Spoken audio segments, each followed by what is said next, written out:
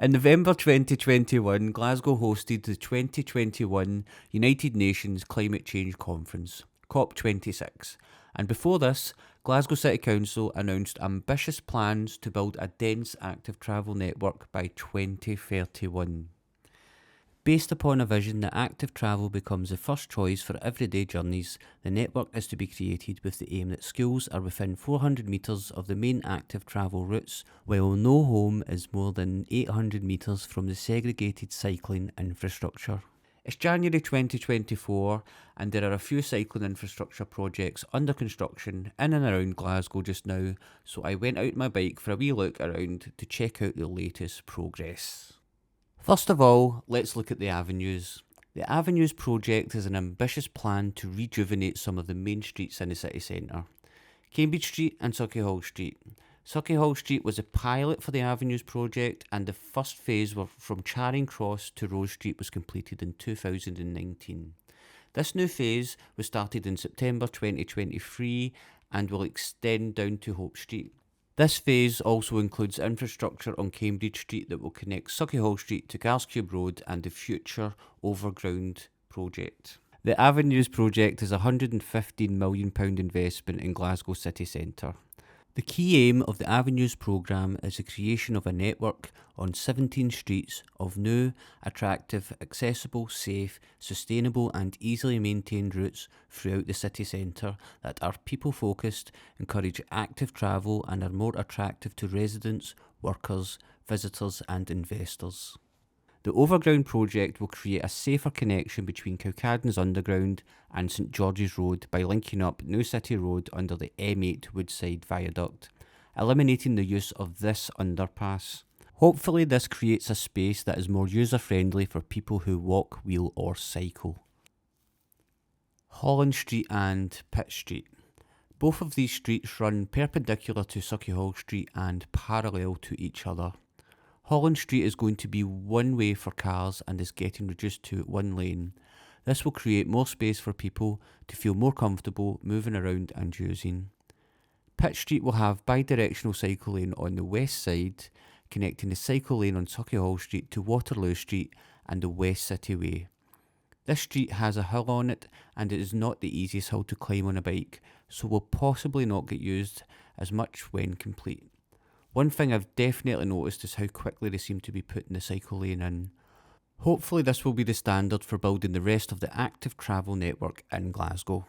Recently the contract for Argyle Street West was awarded to Rainton Construction. This is part of the Avenues project and will feature rain gardens to help mitigate water flow when there is a downpour from entering the low-level railway line that runs underneath Argyle Street. This section will run from Kingston Bridge to the intersection of Argyle Street and Union Street. As far as I know, that's everything that's happening in and around the Avenues just now. It also has to be said that the Avenues will be more people focused, rightfully taking space back from cars. And that's the way it should be, as for far too long, cars have had far too much space in and around Glasgow city centre. Next up, we're going to have a look at the South City Way. This is by far the most successful of all the cycle lanes that have been built in Glasgow so far. I think this is in part the fact that it runs through a busy street, is a direct line to the city centre and also has a park at the other end of what's been built so far. Having Queen's Park at this end opens up the route for so many people to use during the daylight hours. Over the last couple of months, the junction at Clyde Street has been slowly transforming with clear space and directions for cyclists starting to emerge. The current works will see the continuation along Bridgegate onto King Street and stopping at Trongate, finally connecting the South City Way to the city centre. The good news is it's looking like it will be complete in the next couple of months. Work has also started on Clyde Street from Gorbel Street to Salt Market, upgrading the spaces for people cycle lane that was put in place during the pandemic from one way to bi-directional. This work is also going at a surprisingly fast pace and I look forward to seeing how it's going to look over the next few months. Now let's have a look at Byres Road. This project is coming along about as quickly as you can expect given its location. It's also taking a bit more time as it gets closer to the University Avenue junction, as only one side can be worked at a time to minimise disruption. This phase is expected to be complete in August 2024 and also includes Church Street that forks off Byres Road here. Byres Road will have a cycle lane at each side, whereas Church Street is going to be one-way traffic flowing downhill with a counterflow cycle lane going uphill. There has been some business objections, with the biggest concern being lost customers due to fewer parking spaces. It has to be pointed out that in some instances it's the actual business owner that takes the space right inside the premises, and as a driver, if I was going to visit Byres Road to shop, the last thing I would do is take the car. Byres Road has excellent public transport links and one of Glasgow's busiest underground stations. There is really no need for an able-bodied person to take their car if visiting this road. With the nearby Glasgow University, there has always been a high amount of students living in the area. For local residents, this is a street that practically provides everything on your doorstep, eliminating the need to use a car for short journeys. Byres Road is possibly the project that excites me the most, as I can't wait for the day to come when you will be able to travel the full length on a protected cycle lane. The north section of Byres Road is due to start in early 2025. Yorkhill and Kelvingrove will soon be connected by a cycle lane at the junctions of Argyle Street, Radnor Street and Sauchiehall Street. Work is due to start here this summer, creating good protection for cyclists at both junctions. Now let's head south from here to the Transport Museum and look at the progress of the Govan footbridge. The Govan to Partick Bridge is a 110 metre swing bridge that when complete will carry pedestrians and cyclists across the River Clyde. The main work is being carried out by Ferran's Construction. When ships need to pass, the main span will rotate into this position on the south side of the river. This project was initially planned to be complete in 2021, but delays prevented the project from starting on its original timeline. The project finally started in early 2022 and is expected to be complete this spring. Connecting Woodside was originally named Woodside Mini Holland and already has this excellent Gascube Road section in place.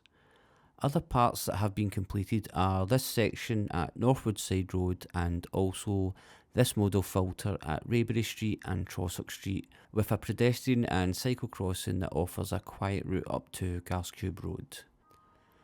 There is also a great wee filter for bikes at this part of Hope Hill Road, a road that has been blocked off for cars for years. This is slowly transforming this area into a perfect low traffic neighbourhood and a more attractive place to live in and move around. Consultation is due to start soon on Saracen Street. This wide, vibrant street is perfect for putting a cycle lane on, creating an alternative option for residents moving around this area as well as travelling to and from the city centre. This more than likely will connect the spaces for people cycling in Hawthorne Street and Billsland Drive to the lane on Gascube Road. Work is due to start this summer on St George's Road, connecting the cycle lane on Gascube Road to the junction at Charing Cross and the cycle lane on Sauchiehall Street Avenue.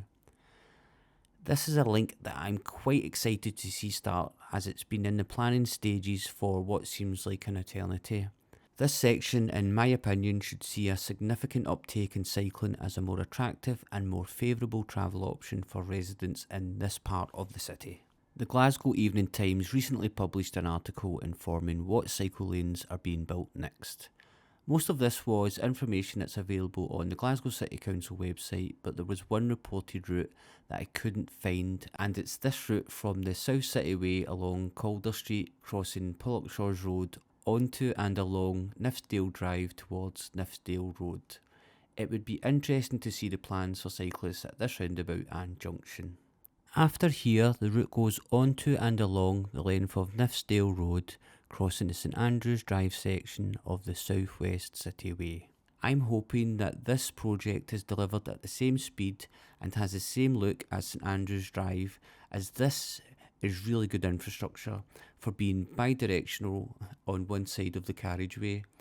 This route will continue onwards to Bella Houston Park, opening up the route to its surrounding area.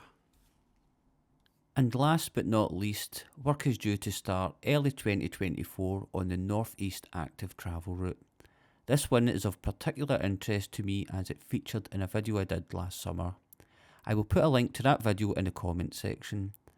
This will see improved pavements, crossings and drainage at Northgate, Wallacewell, Broomfield Road and Red Road, hopefully with a much needed connection to the city centre along the very wide Petershill Road.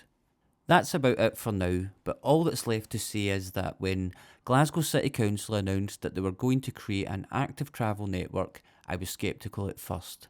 But now that I'm seeing all these parts of the jigsaw starting to move into place, massive pieces of infrastructure, knocking down barriers and linking communities, at the pace starting to pick up, it's beginning to look like Glasgow is taking shape to be a true cycling city.